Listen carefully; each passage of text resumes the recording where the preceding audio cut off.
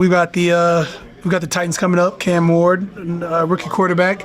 I think he's playing decently. I mean, I know their record may not indicate it, but you've seen the last couple games. I think he's played quite well. You were talking about the youngest quarterback in the sack. I don't know how young is he? 23. You didn't get Jackson. No, he fumbled before I could hit him. The younger they get, the more scared they get. I don't know. Yeah, right. We all know Jackson Dart's not scared. He's willing to go through concussions. You were talking about Chase. What have you made of his year and fitting into the new system, everything like that? Man, yeah. I mean, he came to the team last year and he's adopted the culture. He started getting out the stack, making plays downfield.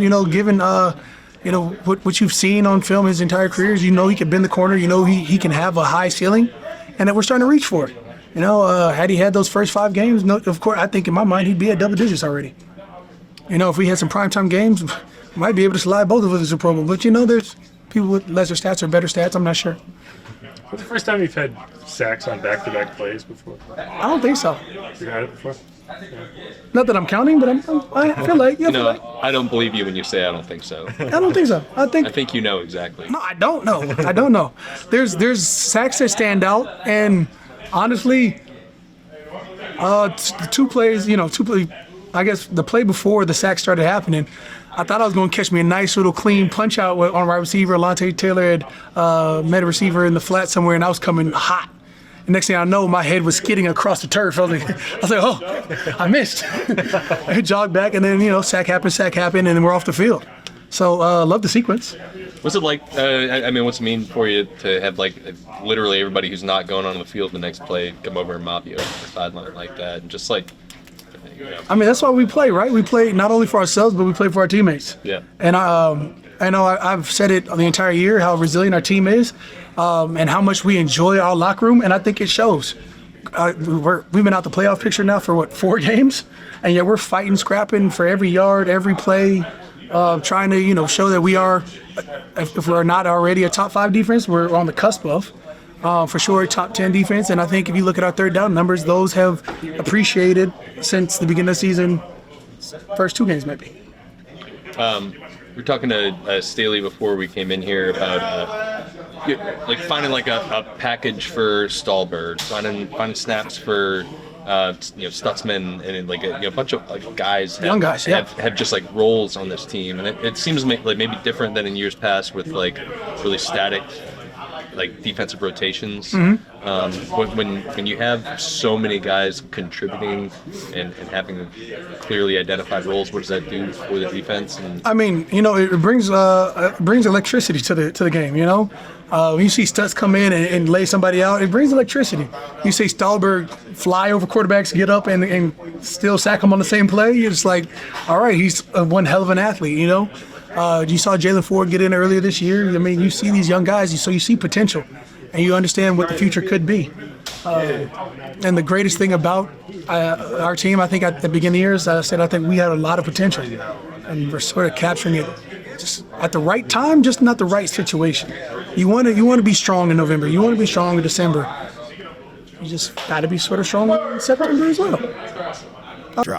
You mentioned after the game, learning how to win so that you can kind of repeat that process. Absolutely. How challenging is that, learning how to win, and then how challenging is it to maintain that? Man, again, when you have a young core, when you look at your left tackle and your right tackle, with both of them haven't put together, 30 games yet. Right. You look at how we had to insert Luke, how you have to, start off with Spencer Rattler, go to Tyler Shuck. We trade out Rashid Shaheed, and you bring in Devon Vele. You got all these guys, young and rotating young core. So it's not like they know how to win as a team because we haven't been a true team that long on the offensive side.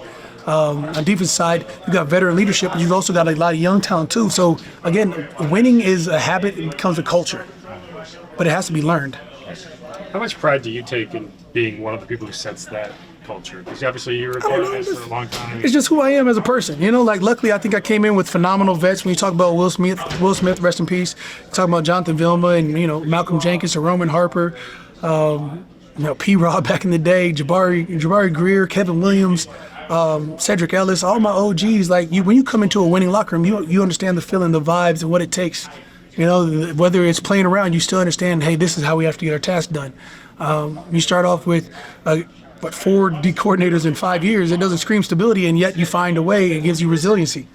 So no matter what, you know, the ups, downs, bad seasons, good seasons, you understand the work needs to be part of it. It doesn't take away from your process. You know, Coach Staley mentioned in the press conference just now about some of the names of the guys you're passing, Ricky Jackson, Derek Thomas. What does that mean to you? I don't know. There's like a whole official list, unofficial list. I've always said during season, I'm gonna worry about, you know, accolades after. I'm overly excited because I did have 130 circled on the board. Was driving home from the game, and Nikki Jordan was like, "So what's next on our list? Like, what's our end goal?" I was like, "Well," I said, "Yo."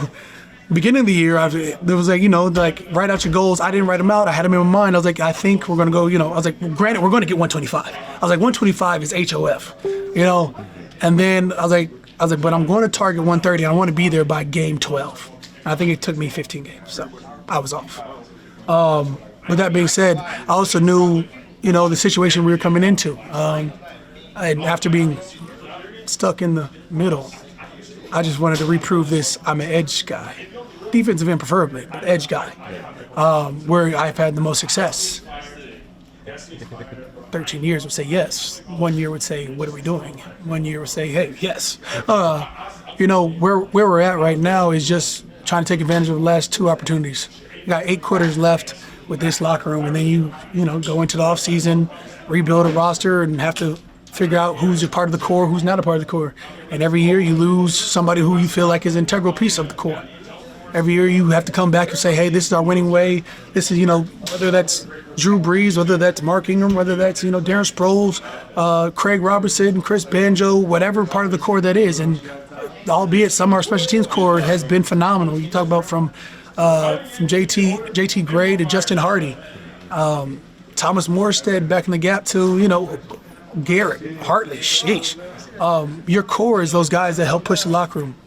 You know, now you look at the locker room and say, all right, well, where's the locker room forming? Where's it taking shape? Of course, you look at Alvin Kamara, you look at Tyler Shuck, you look at you know, our young offensive line. Who's going to be the next leader over there?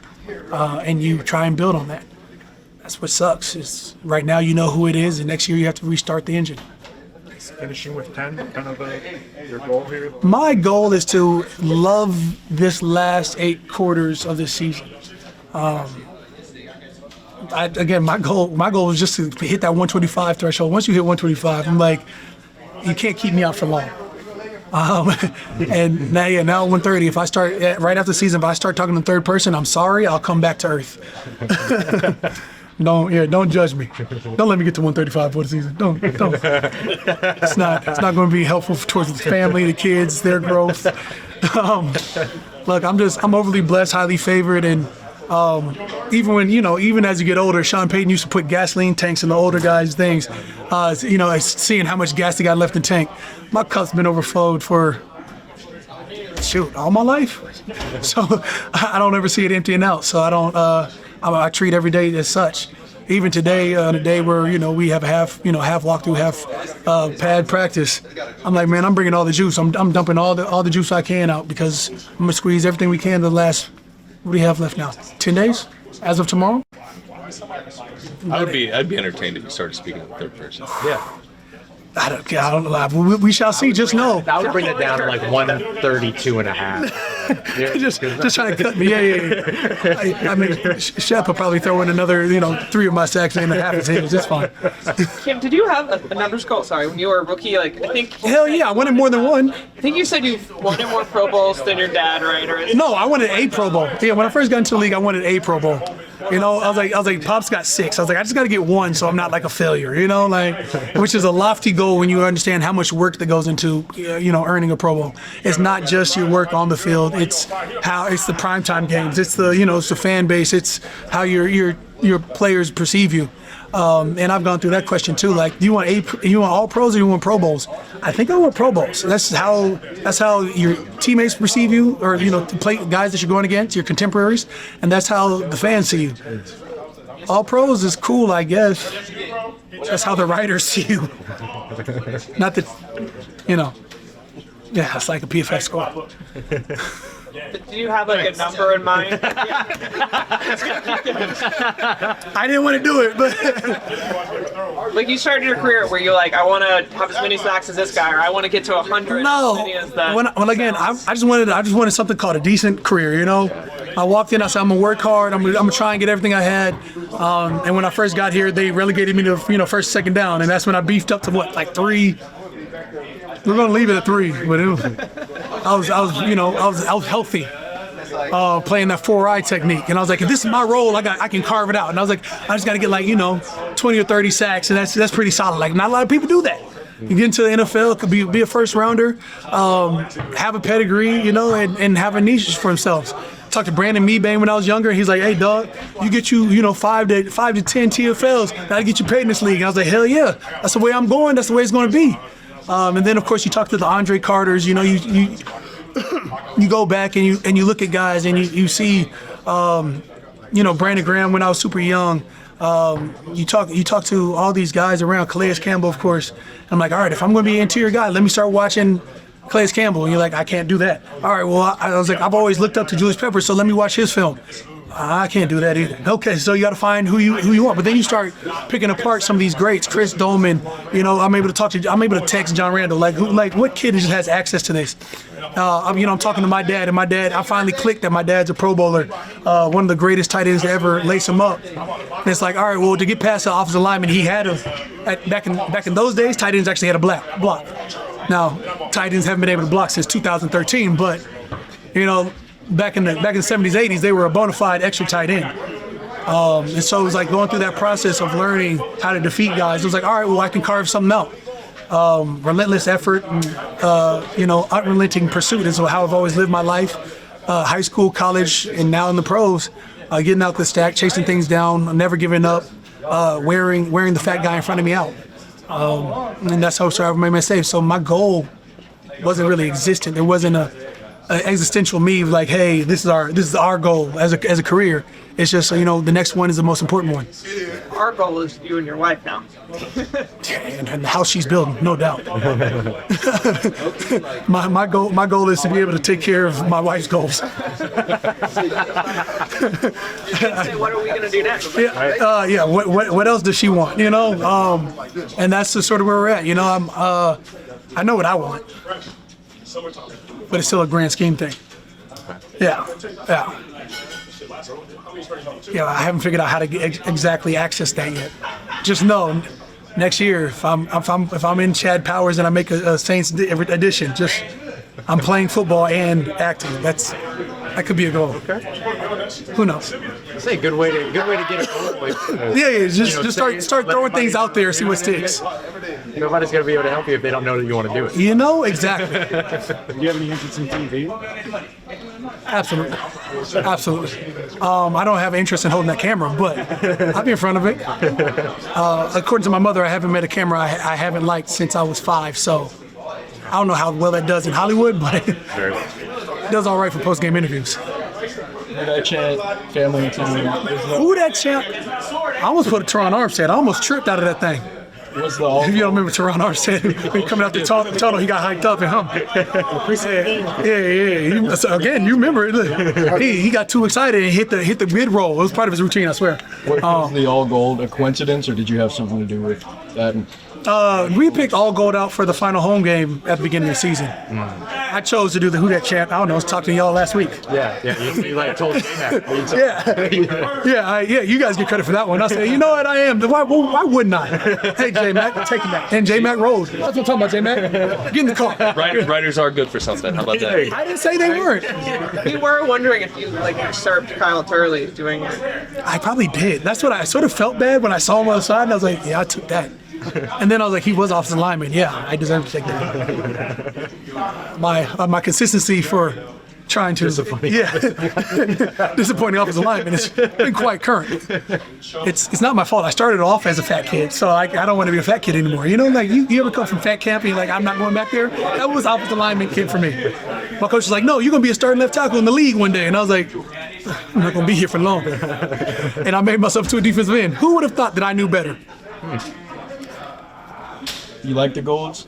I love the golds. You know how long I fought to get the golds here? I know. We have those retro jerseys, which are cool. Sean somehow got the whites in, but we already have whites. So, like, how is that a color rush? It was time for the golds. Not that I'm mad at the whites. I just think our color rush whites should be our regular whites, and then we should find a color rush color. Maybe a darker gold. Anyways.